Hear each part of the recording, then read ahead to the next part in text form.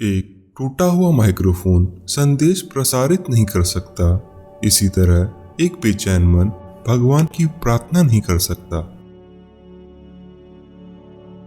अगर आपका मन मजबूत है और आप उसमें दृढ़ संकल्प स्थापित कर देते हैं तो आप अपना भाग्य बदल सकते हैं। इस क्षण में शांति से जियो और अपने समक्ष मौजूद सुंदरता को देखो। भविष्य खुद अपना ख्याल रख लेगा। दयालुता वह प्रकाश है जो आत्माओं, परिवारों और देशों के बीच की दीवारों को खत्म कर देता है। मन की शांति के बिना बहुत सारे पैसे होना समुद्र पे नहाते हुए प्यास से मरने के समान है, क्योंकि आप खुद ही अपने विचारों के लिए जिम्मेदार हैं। केवल आप ही उसे बदल सकते हैं। खुद को बदलिए और दुनिया बदलने में आपका जो हिस्सा है वो आपने पूरा कर दिया। असफलता का मौसम सफलता के बीज बोने के लिए सबसे अच्छा समय है। आप पृथ्वी पर मनोरंजन करने और मनोरंजन कराने के लिए आए हैं। थोड़ा पढ़ें, ध्यान ज्यादा करें, हर समय भगवान के बारे में सोचें। अधूरी इच्छाओं की शक्ति सभी मनुष्य के गुलामी की जड़ है। जो भी करना है अपनी पूरी ताकत से करो और फिर आराम करो। आप अपने जीवन को साधारण तरीके से मत चलाइए। कुछ ऐसा कीजिए जैसा किसी ने ना किया हो, कुछ ऐसा जो दुनिया को जगमगा दे। दिखाइए कि आपके अंदर भगवान का रचनात्मक सिद्धांत काम करता है। भूत को भूल जाइए क्योंकि वो आपके हाथ से निकल चुका है। भविष्य को भूल जाइए क्योंकि वो आपकी पहुंच से बाहर है।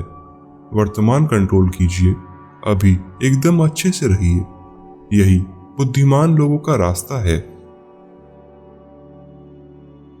आपके हृदय के अंदर एक चुंबक है जो सच्चे दोस्त को आकर्षित करेगा। वो चुंबक है निस्वार्थ दूसरों के बारे में पहले सोचना। जब आप दूसरों के लिए जीना सीख लेते हैं तो वे आपके लिए जीने लगते हैं। अगर आप दुखी होना चाहते हैं तो दुनिया में कोई भी आपको खुश नहीं कर सकता, लेकिन अगर आप खुश रहने का मन बना ले तो इस पृथ्वी पर कोई भी आपसे वो खुशी नहीं छीन सकता।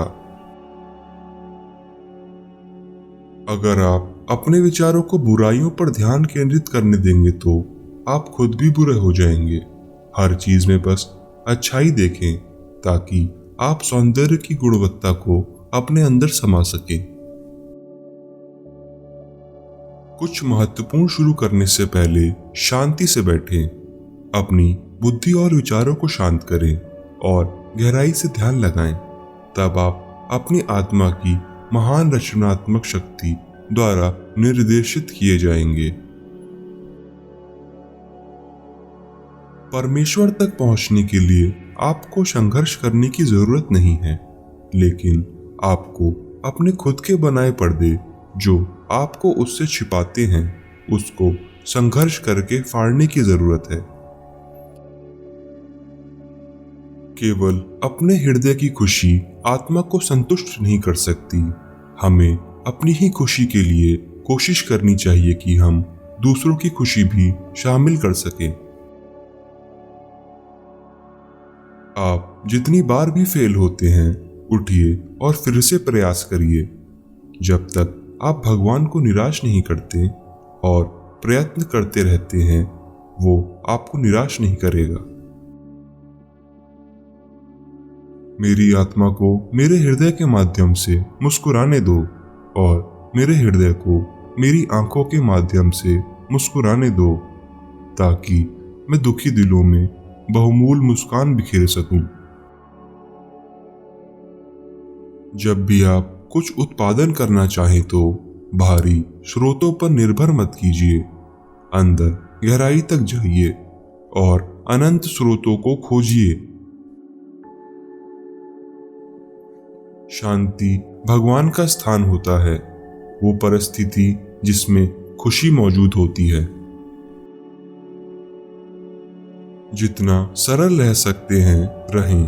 आप यह देख के चकित हो जाएंगे कि आपका जीवन कितना सरल और सुखद हो सकता है।